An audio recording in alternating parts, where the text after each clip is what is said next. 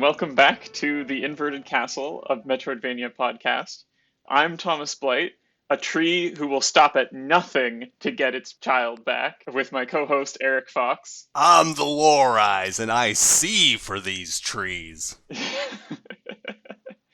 I see we're both going on a similar theme here with the trees. It's kind of a big part of this game, which, if you unread the title, is Ori and the Blind Forest. Oh yeah, well, whoa, introducing it. Hell, I don't even put the names of the games in the titles. You have to go into the show notes for that. You gotta dig deep, otherwise it's just this game, that game, the game. Yeah, well, titles But are for riffing on things.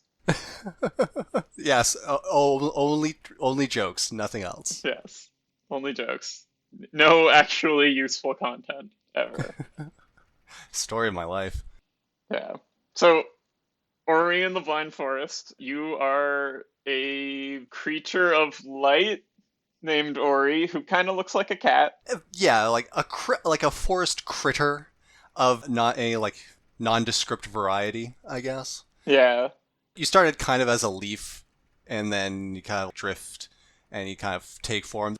The story's pretty loose on what exactly you are, other than vaguely spiritual. Yeah. And the tree you came from is apparently very desperate to get you back and causes pretty much all of the problems in the game. Yeah, it's plays pretty fast and loose with all the things that kind of require it to survive within the forest. And there's this owl creature? I believe it's an owl. Hawk, something like that. Yeah. Yeah. Yeah, cool. It hates what the tree did. It kind of inadvertently caused the death of most of its children, so it's out for revenge, and it causes some nasty business. Yeah. I mean, this is spoilers for late in the game when it reveals this, but I have questions about how that worked. Does this intense light show thing that it was doing only cook Ku's children specifically, or was that literally just murdering all of the forest? It felt pretty widespread at the time, but things aren't conveyed in a as direct a manner as perhaps we would like. But regardless, the setup is the forest is out of whack, and you, as a being connected to the forest, find this other spirit that kind of tells you what to do, which is find some orbs. Yep. It's all You about know, collecting those orbs. it's a Gotta video gotta game, find so the elements and bring the world back into harmony because you are the avatar. yeah, exactly. You're the only one who can do it because the spirit you find is also an orb, and having arms and legs and being able to jump and stuff. You know, At the same time, Sign can fly? That seems more convenient than what you're doing. I kept waiting for some sort of turn, I guess, from both like the big tree spirit that is the linchpin of the game, or your little buddy, for there to be like something.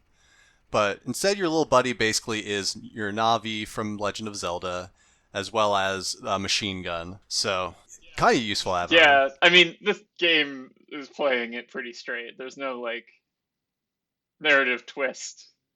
I guess It the killing the children might be considered a narrative twist. Yeah, but also the fact that the children exist was also kind of introduced in the same cutscene. But there is a little bit of a thing of maybe this tree is kind of bad, actually? I don't know. Yeah. The game doesn't really want you to think that. It's just what I took out of this playthrough.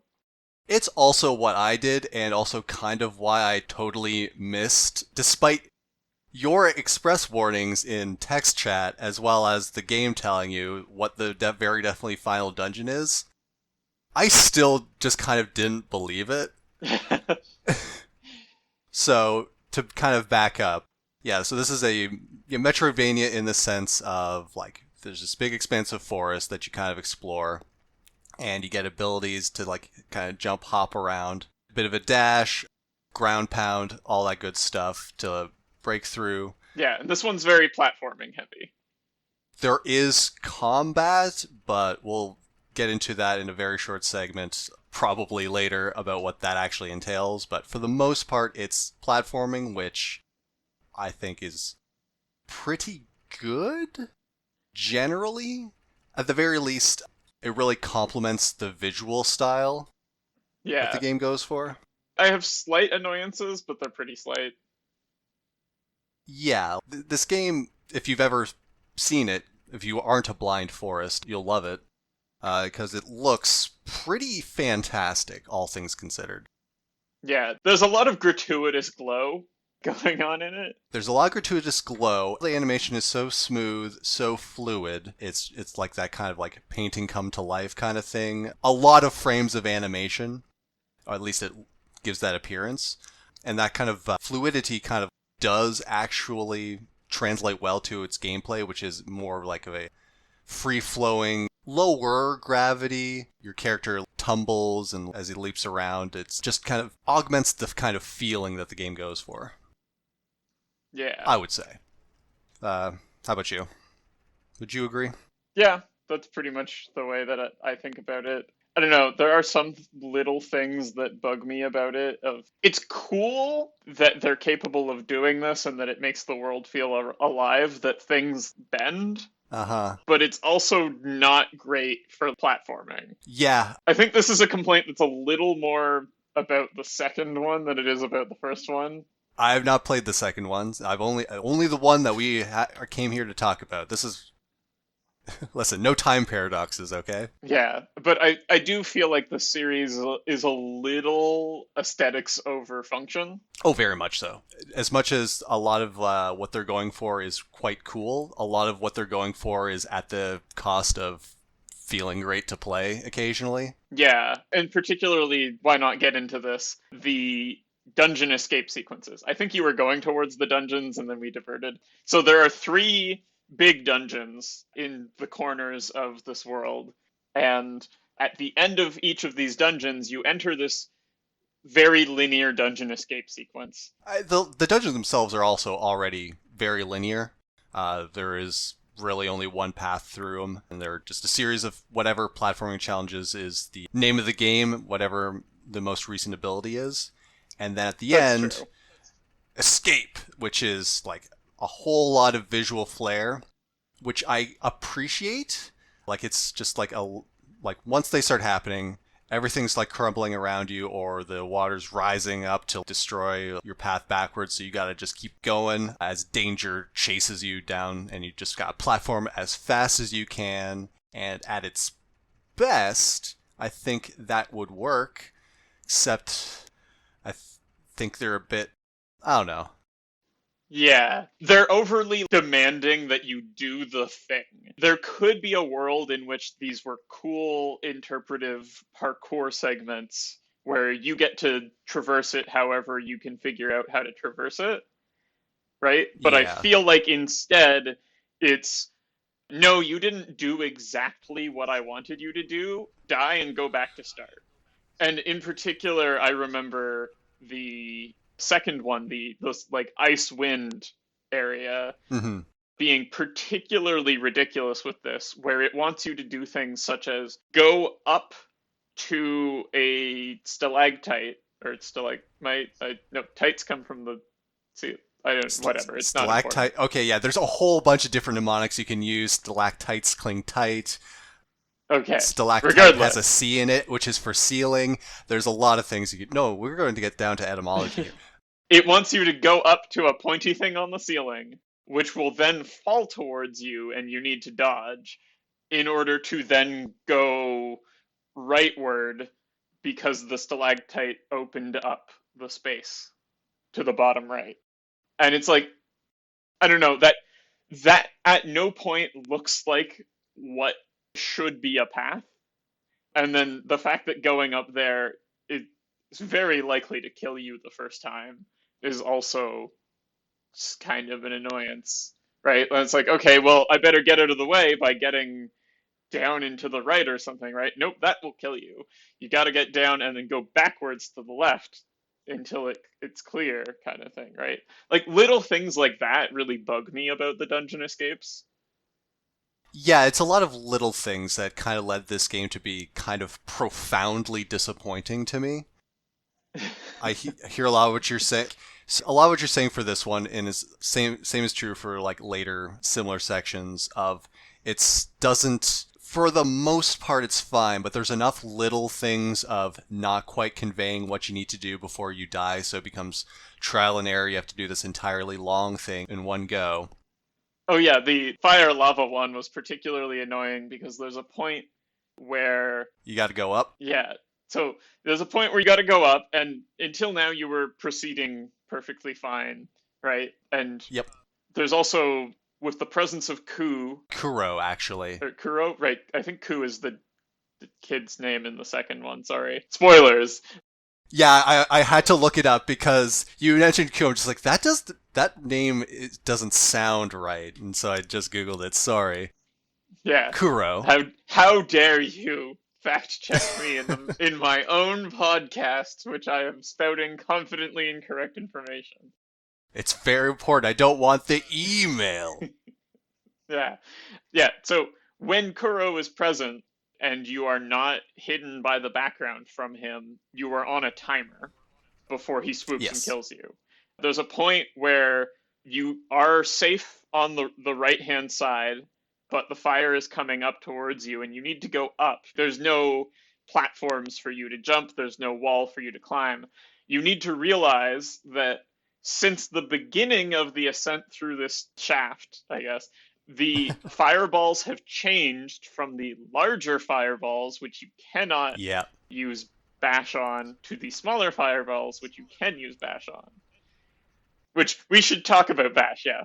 We should talk about Bash because it's one of the main gameplay hooks that this game does. But yeah, like you have an ability that allows you to traverse, but it's not conveyed quickly enough to you that you can suddenly start using it in this case. And this is like at the very, very end of the very last sequence of the game. Yeah, it kind of sucked for a thing that when it was first introduced, the first one that you do of these escape sequences with the water rising, I actually really enjoyed it because this is back when you don't have too many movement upgrades. It's still the first one, so the difficulty is reasonable. And I also think the visual of the churning water coming up at you really leveraged the strength of the visual style. It just never got that good again. Yeah. I mean, even with that one, was a little annoyed. I feel like I was sloppier this playthrough. So, like, I've actually played Ori and the Blind Forest before, right? And funnily enough, I was like 20 minutes faster in this playthrough. So I'm very consistent and not improving that much from playthrough to playthrough. I feel like I had a lot Yeah. more trouble than I remember having with the water one, with just missing the bounce platforms and hitting right beside it and then getting caught up in the water and having a hard time. Yeah, I think at this point, because like my first playthrough, I wasn't getting as annoyed by that, and I felt like, oh no, this is just me. But as the game went on, it's more like, no, the floaty controls don't quite work when it requires this much precision this often. If I were to play it again, I'm sure I'd get just as annoyed. Like, ugh, bullshit, Dark Souls boss. Yeah. Oh, and I guess the other thing that we should talk about with the dungeons is that in the original edition, you can't go back to the dungeons. This escape is the destruction of the dungeon. It's gone. You can't go back, and there are this game's collectibles inside those dungeons. Yeah. There's at least one mana power up. There's, I think, maybe a health power up in one of the other ones. Yeah, cool. Thankfully, I didn't have to deal with that. I played the definitive edition. They fixed that and added some stuff. Yeah, they didn't give the definitive edition to everyone who had the original on Steam. I think they gave a coupon that I didn't use at one point. Whoops. But there was someone who came up with a save hacking utility that lets you move your Okay. save to any of the permanent save locations. So I moved my save back inside one of the dungeons and got the item from it. And it Yeah. just worked. Yeah, so you played the pedestrian edition again? Yes. Yeah. And I think there's supposed to be something added to the definitive edition, but I don't know what it is. Oh, I'll get into that in a second, but I think first of all, we should probably explain what mechanics this game has and what collection looks like. So, the only things that you collect in this game are health upgrades. So, when you hit an enemy or hit a hazard, if it doesn't outright kill you, takes off a bit of health. More health you have, more survivability. Cool, cool, cool, cool. You also got mana, right? These are for more specific utility. You got a burst attack, or what you'll be using it for the most part, which is dropping a checkpoint Yeah. that you can just do whenever. Which I thought was interesting at first, but then the more you play it, it's more just annoying that you have to do it and the game doesn't know when to put checkpoints in. Yeah, that's fair. I don't know. I, coming into this as well, knew this, right? And knew from Mhm. experience what to level on the skill tree. So I went straight to get health from placing a checkpoint. Yes, that was the third thing you can find in the world, skill points to upgrade combat, utility, or navigation abilities. There's three trees, but they're all straight lines. You gotta just go in order.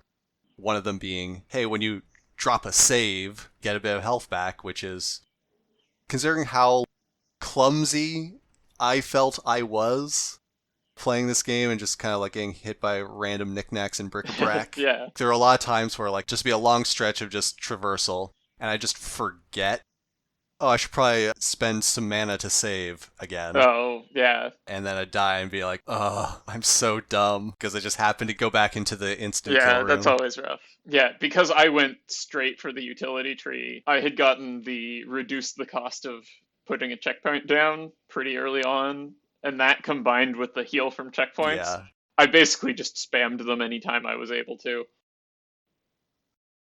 Yeah, eventually there's no reason not to, especially when you get enough mana and also realize that's mostly what your mana is going into. Yeah. There are occasional doors that require mana, but after the first couple zones, they just disappear because at that point you probably have so much mana that they're trivial. So, I don't know.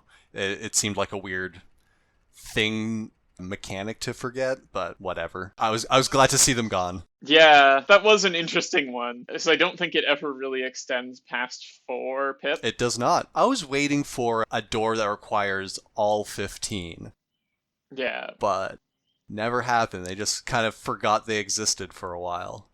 And so did I. I don't think that's a super useful mechanic. It's a stat gatekeep in a sense. Like you need to have found at least this many doodads to progress or actually get an additional doodad, which is what it actually is. Yeah, the other thing that you can do with mana is that you can use a charged attack, which again, that's some really weird tension between the charged attack and being able to save your game, which I thought was an odd choice. Yeah, I could see it. Like that's what you want. If you're going to make dropping a save cost a resource, there needs to be some sort of tension for that to not just be a weird tax you give the player for no reason. The thing is, it just made me never want to use the charged attack. Yeah, there's a possibility of a player who would be super scared of not being able to save later and just holds on to it and then gets frustrated when they can't. Hopefully, that person would learn pretty quickly. Oh no, just save whenever you've cleared something remotely difficult, and then that way, if you die, at least you're past that thing. Yeah, yeah. Every time you hit stable ground or like anything, yeah, remotely dangerous, the game does kind of hand out mana crystals around the environment pretty regularly and in generally smart locations of after extended danger platforming. I think they place them in places they want you to save. I wonder if that came from playtesting, where they were like, oh man, people didn't save and then they got really frustrated. Let's make sure they have one. Yeah, that's entirely possible. It's entirely possible that this game had a more traditional checkpointing save system before. Who's to say? I'm not part of Moon Studios. I didn't even play this game until like 6, 7 years after its release. That's fair. And if I was there, I would have told them to probably nix combat because that's Yeah. kind of a very underbaked aspect of this game. Yeah, so the combat skill tree is basically entirely useless. I mean, it does make a difference in how long it takes to kill enemies. Yeah. You invest in the combat tree, which I did, so that you have to do combat Yeah, less. but bash also kind of makes combat not really that important anymore once you get it. Yeah, so we've mentioned bash. It's the thing where you can latch on to an enemy projectile or enemy themselves, and you go one way, they go the other way. It allows you to platform, which is its main use, but also you can use it to send enemies careening somewhere that's got spikes on it and they don't like that. Or you just grab their bullets and say, actually, no, it's my bullet now. Yeah. You made this? I made this. Yeah, and I think like if they had the confidence to make that the only way of disposing of enemies, that might have been a better choice overall, but I guess it's also a pretty bold choice to be like, "Yep, this is an adventure game you can't fight." Yeah, but what they ended up with, which is your own main attack is your sphere of light just auto targets the thing closest to you and you spam the button and then it just shoots fireballs at them really quick. Or it can do a charged attack, which emanates from the ball, costs mana though, so you never use it. That's for saving. And so what combat ends up being is spamming the attack button anytime you're close. You don't really have any sort of dodge other than jump around. Uh, Generally, Definitive Edition kind of Oh. changes that. We'll get into those changes in a minute. You can ground pound as well. Oh yeah, the ground hound is super useful. Yeah, you can ground pound as well. That will also deal damage, but it's a little awkward. But combat was never fun, and I think the game kind of knew it. Like, there aren't boss battles. The thing that happens at the end of stages or dungeons, no boss, generally, I don't think anything could really be compared to one, at least. It's a platforming boss. Exactly. It's leveraging what the game is at least more invested in exploring. Whenever combat happened or there was an enemy in my way, I very quickly just ran past and just spam the button because, like, defeating enemies, you get a little bit of part of a skill point, I guess. Collect enough dust, it forms one skill point. You get experience. Never significant enough that you'd even like notice the change on the bar per enemy, and just collecting the skill points throughout the world is pretty much enough as it is.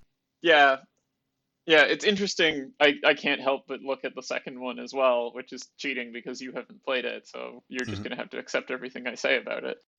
That's fine. In the second one, they lean further into combat, which is an interesting decision, considering us being like, maybe you should have taken combat out of this. It's better in the second one.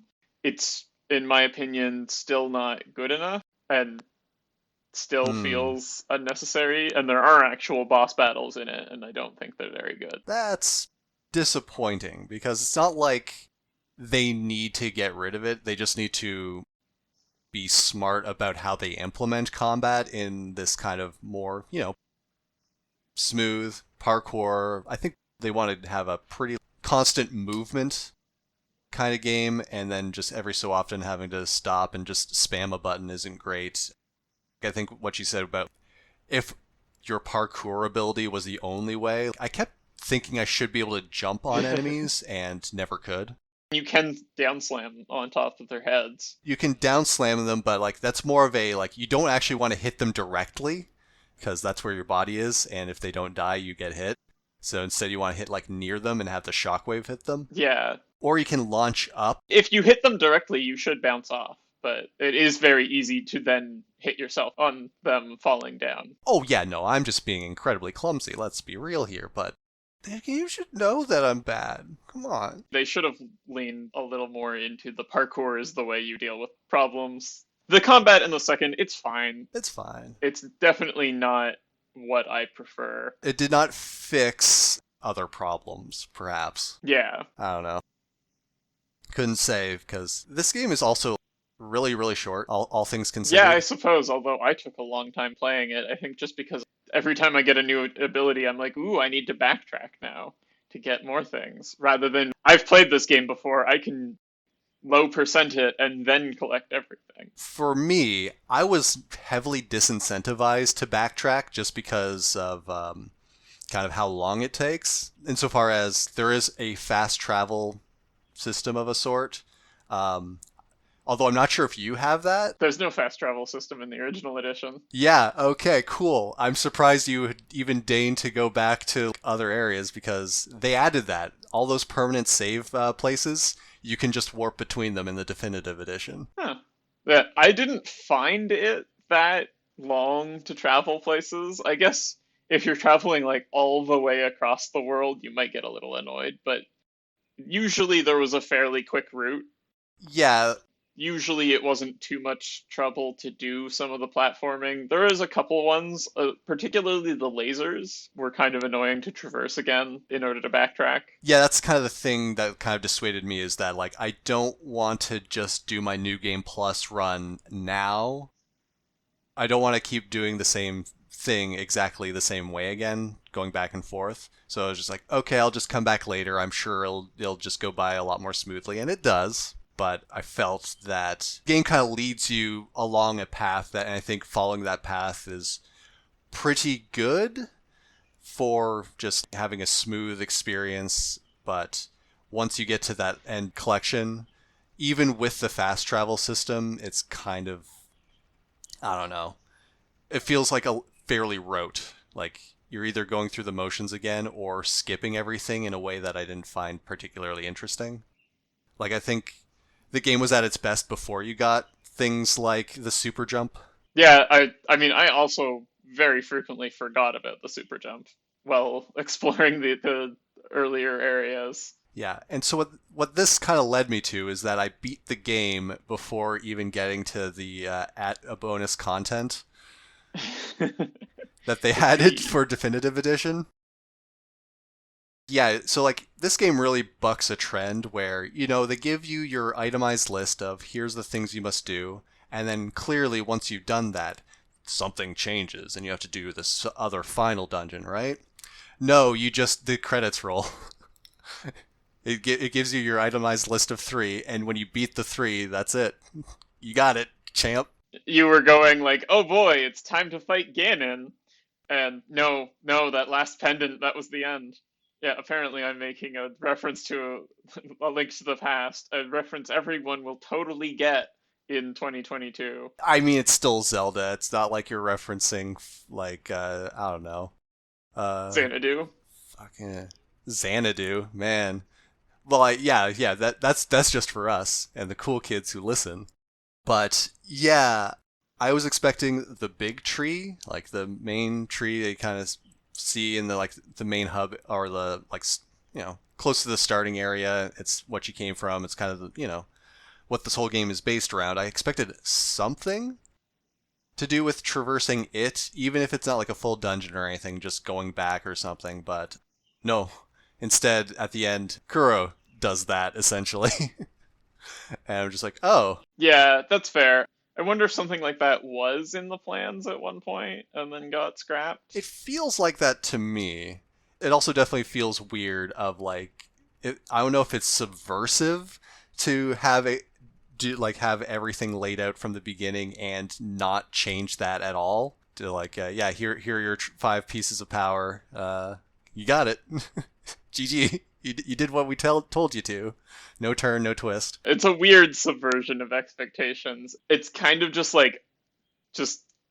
subverting your expectations by going under them. Like you didn't zag on the expectation, you just kind of Yeah, disappointed. yeah. You expected a zag, instead they only zigged, and then they just like did a little jazz hands of like, all right, congratulations. All zig no zag, the Ori and the Blind Forest story. But speaking of zigzagging, one of the things I had skipped until I guess is the post game cleanup that I did. Not that you really get anything for 100% other than the scratching that terrible dark itch in your brain. When do you ever get something for 100% in a Metroidvania game? I guess sometimes you get a different ending. Sometimes you get like 5 seconds of cutscene that shows a hand coming out, like oh sequel bait or something. That's true. There was Metroid Prime. There's always Metroid Prime, but yeah, in the definitive edition, in addition to giving quick travel, which is, I can't believe that didn't exist in the original game. They also added a couple of zones underneath the bottom area of the map that starts off with this really dark zone that you kind of have to grab a ball and navigate, and things within its light, like platforms, only exist within it, whereas other platforms only exist outside of it, and so you kind of do pretty decent puzzle platforming into like an additional bunch of areas, not unlike the areas you've already been exploring outside of the dungeons that are kind of interconnected with the rest of the world. And you get two new abilities. One of which is this light toss thing, where you got a very long range projectile, which could have been useful. I don't know. I beat the game before I got it, and at that point it was pointless. But what it does do is light these lamp switches around the world. And when it's introduced to you, there's a couple of, decent angle puzzles. You hit a switch to open a door, and from there you gotta angle your shot right to get to the lamp. But then once you get back to the main game, they just kind of added a bunch of these lamps everywhere as find the switch, get your goodie kind of thing. It's not great. It seems very arbitrary. I wonder if they added things or changed what you do to get them for that. I don't know. Because, yeah, like they're all throughout the world, right? So they clearly integrated it somewhat. But it seems like not only is there the challenge to get to these items, but like there's also just a wooden door in front of them, and it's your indication that find the switch somewhere within the vicinity. And it's not like there's the weird angles you had to do before. You can just get to the switches, no problem. They're just there. Find them. So that's not a particularly interesting addition, I would say. Especially since the whole darkness thing never comes back elsewise either, so the fact that these orbs give off light is nothing. Fair. The other thing you get is a horizontal dash. It's very quick. It does make getting around the world very fast, although there's no invulnerability frames or hitbox on it naturally. So use at your own risk. I still ended up not using it all that much. Part of the utility tree spoils that this thing exists, which isn't really a spoiler since getting the upgraded version probably like tells you, oh, here are some things you can find. So you probably already knew about the dash, but it's still weird that it would spoil it regardless. Oh, interesting. So that means they actually changed the trees too, or extended them. I think they extended them, which would make sense if I think behind all of those light switches were just ability spheres. So I think that it's just like, okay, you've got more abilities to unlock, so here's more spheres to unlock them. So one thing that you can get with the dash is you can upgrade it so that your charged jump, your super jump, if you charge and then instead hit the dash button, you just like become a homing bullet in whatever's closest to you. And it's a fairly powerful attack. Not bad. Wish I had it in the main game, but whatever. You can also upgrade it so that you can use your dash in the air. I feel like it might break some platforming challenges, so I'm kind of glad that I didn't get it in that sense. But it's just like one of those things where like I feel like if this had any invulnerability, then that'd be really good. But otherwise, it's a neat attack. I'm glad it's there, and I wish I had seen it before I beat the game. Yeah. So that's funny. Oh That's man. actually like one of the first abilities you get in the second one is the horizontal dash, Yeah. and I did feel like it was like kind of just missing in this game. Not a whole lot of horizontal traversal abilities. No, not using bash to cross laterally is basically the only thing. Yeah. I mean, I guess there's the super jump from clinging That's to the that's wall. more to like get around stuff, but yeah. I guess also if you get upgrade to triple jump, which also I guess spoils the existence of a Yeah. double jump, but every game has a double jump. That's not a big thing. But yeah, part of the combat tree was also upgrading your light orb. That was my other priority. Just straight through. Gotta get the triple jump, gotta get the things that are on the map. I actually held off on getting things labeled on the map just because I don't want to spoil myself. I want to have some semblance of playing your map paying attention to game before that. And also, I was also getting really frustrated with combat taking too long. So I'm like, okay, well, let's make this take half as long now. Double damage. Ooh, twice as many shots. Ooh, 4 times as many shots. Yeah, I've played this before. The game has a built-in checklist, sure. There's no way this game was going to be that high on my list just because, for one thing, we're coming off of probably my favorite game in a long time and Unsighted, and also to date that when we were recording this, Elden Ring came out, and I don't want to get into because obviously discourse around that game is just everywhere. Spoiler alert: good game is good, but kind of wanted to play either of those games more than this one at most I had played junctures. this for a little bit and then took a break from it to play a whole bunch of Elden Ring, and then was like, wait, Mm. okay, we need to actually finish that episode. This Okay. was not a labor of love, we'll say, which is a little unfair. But also, I don't think, even outside of that context, I think I would have the same main issues of it being occasionally too precise for what its floaty parkour is going for, as well as a totally vestigial combat system. Yeah. It's funny. I feel like we're being way harsher on it than my enjoyment of it. I was like, this is great. It's sometimes annoying that I can fall into spikes, hit them, and then can't actually escape the Yeah, spikes before getting hit again and dying. But I'm having fun. I was mostly having fun. The problem is that the parts where I was having fun didn't inspire me, I guess.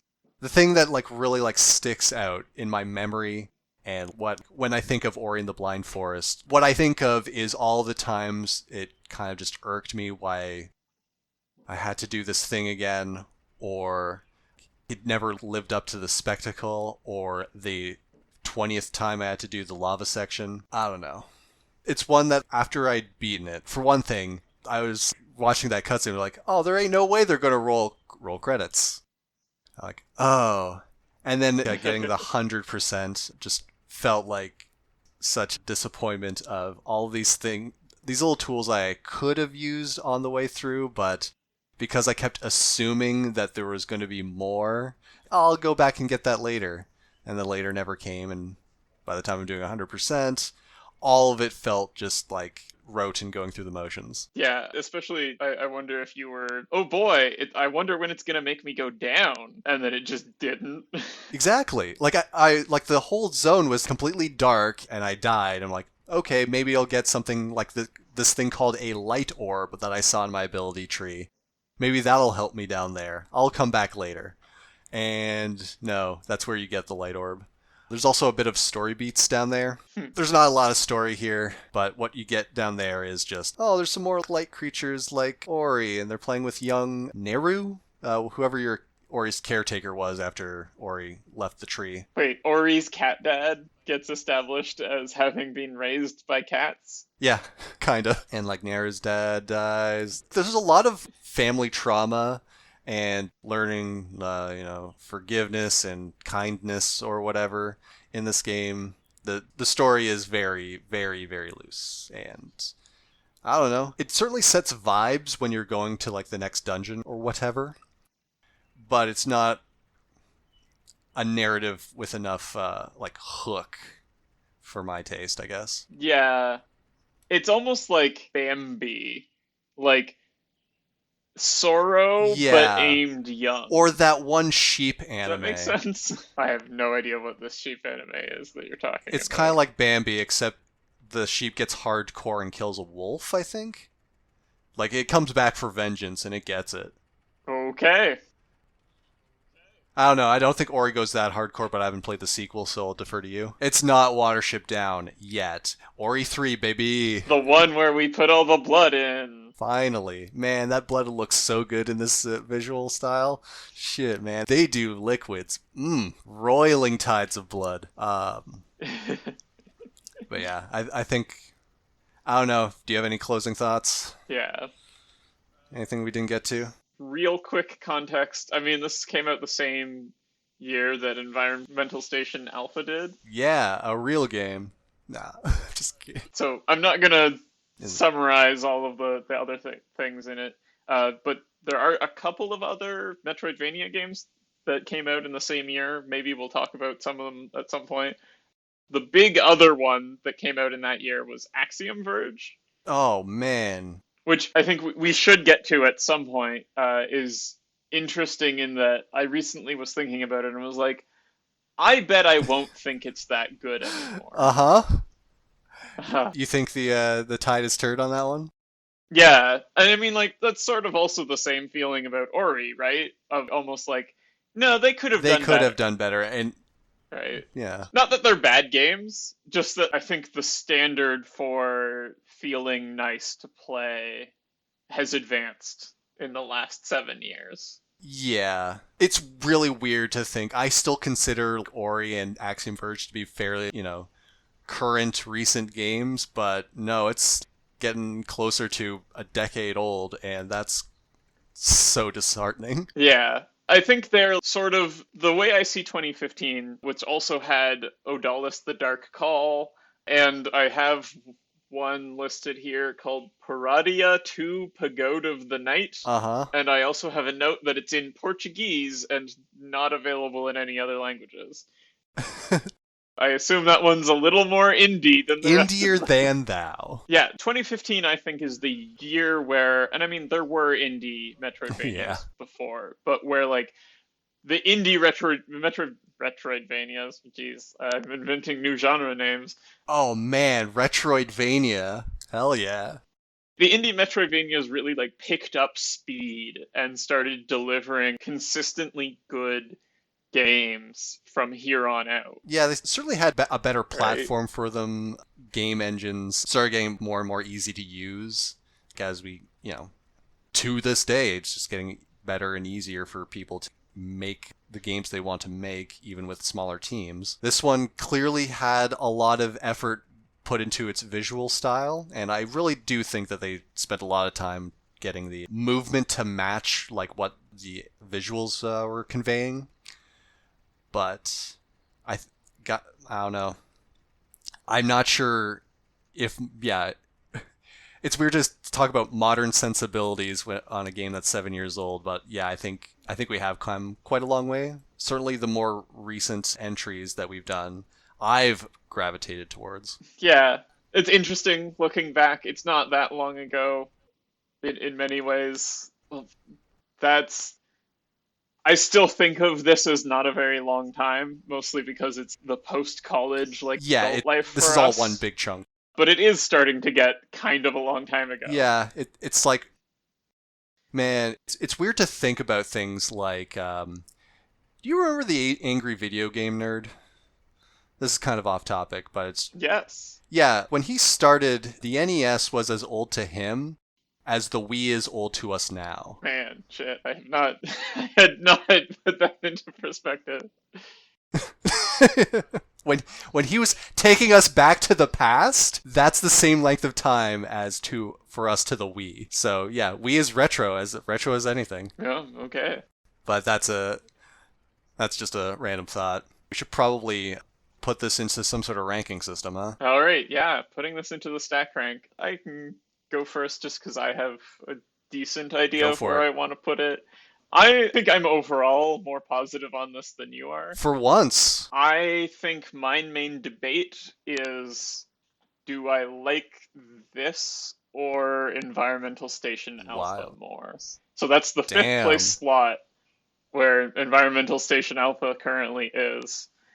Yeah, I mean it's I remember you weren't too as enthused about ESA as I was, I believe. Even though it went up higher on your list.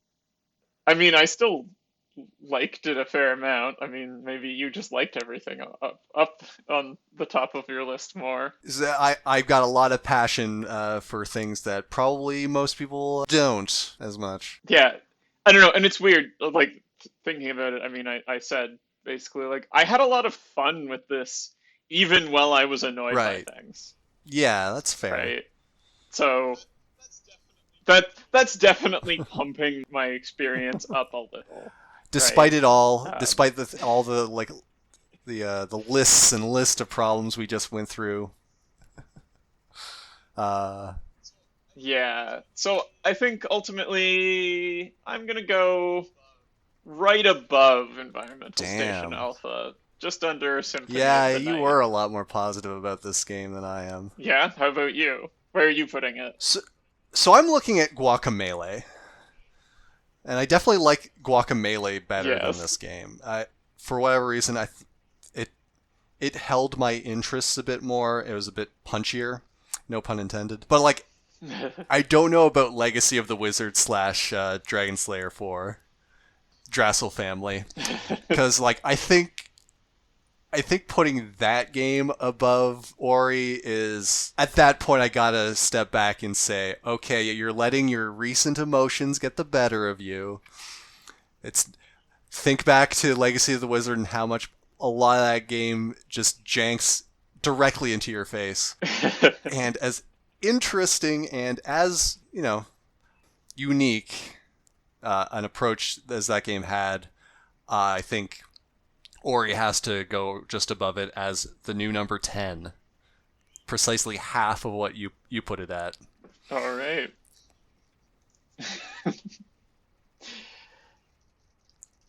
Like, for this one, I start at the bottom and just kind of worked out like, okay, no, better than Xanadu, obviously. Yeah, better than Yoku's. Then I got to Guacamelee. I'm just like, man, that game kind of slapped. No pun intended.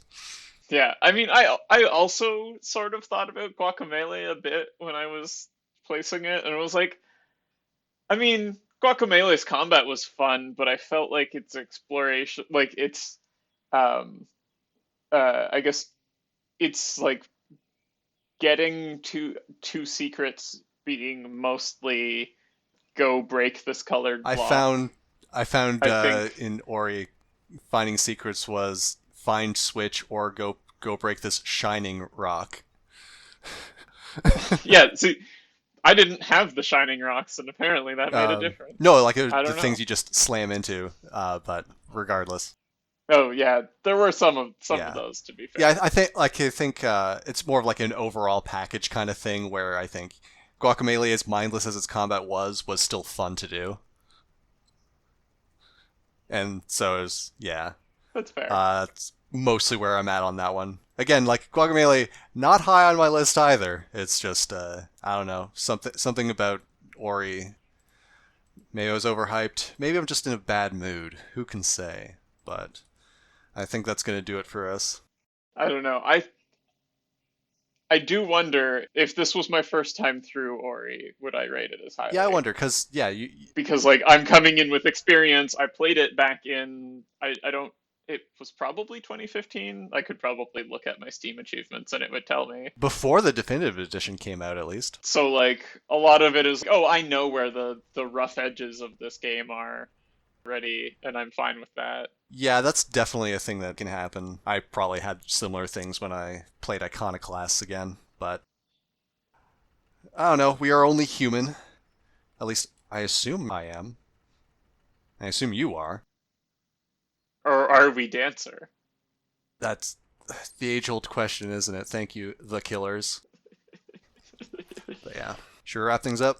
Yeah, well, I mean, you have to tell us Right. what game we're playing next. I think you threatened last episode with something that was going to make me hate you. Possibly. So obviously, I could find garbage real easy. Just go to Steam, sort by descending user reviews, and just find whatever trash asset flip is on there. But I think that's not interesting. So instead, I've picked a game that I think was very well regarded at the time, but whose game design sensibilities kind of aged like milk. Potentially. It's been a while. Also, a Hmm. game whose genre can be debated. I'm taking us back to the past to Banjo Tooie. Banjo-Tooie. Yeah. Specifically Tooie because I think of the collectathons, it's the one that you can make the best argument for Metroidvania ish style. But I remember on an earlier episode, you had brought it up that, like, Hmm. do collectathons count? And, well, it's time to find out, baby. All right, yeah. Well, that's wait, shit, how do we end this again? Exactly like that. Catch us next So time? first, we should probably plug socials. If you like the podcast, follow us on Twitter at InvertedCastleP. Email any questions, concerns to InvertedCastlePodcast@gmail.com. Follow us on Facebook. You know the biz. Yeah, I don't know. Tell a friend or an enemy. Preferably an enemy. Yeah, like, comment, subscribe, smash that like Yeah, break your button, keyboard on that. or smash that bell. There, There's no bell. Don't. There's no yeah, bell we to don't do smash, we but don't do smash that YouTube bell. shit, so. But one day. Throw the light orb into the There you lantern go. to let us know how much you like us. I don't know. Anyway, I've been Eric Fox. And I've been Thomas Blade. And I'll leave you with a Zen koan. If a tree falls in a blind forest, does it make a sight?